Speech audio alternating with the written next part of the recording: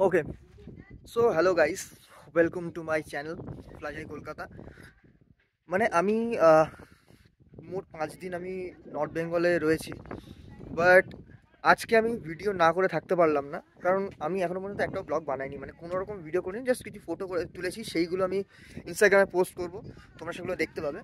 এবং যেটা না দিলেই নয় সেটা হচ্ছে আমি এখন রয়েছি মাহালদিরাম, যেটা হচ্ছে চিটংয়ের খুবই কাছে একটা গ্রাম।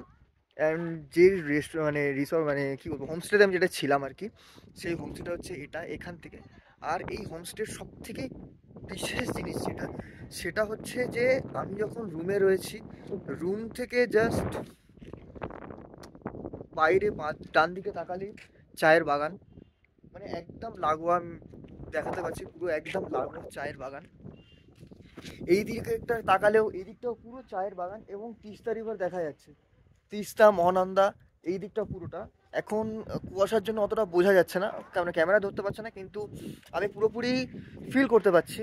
অ্যান্ড এক্সাইটিং জিনিস যেটা, সেটা যদি তোমার সঙ্গে শেয়ার করি, মানে এই যে আমার রুমের দরজাটা খুললে, যেটার জন্য আর কি নর্থ বেঙ্গলে মানুষ আসে, যেটার জন্য মানে খুব চায়, সেটা হচ্ছে আমার পিছনে রয়েছে কাঞ্চনজঙ্ঘা।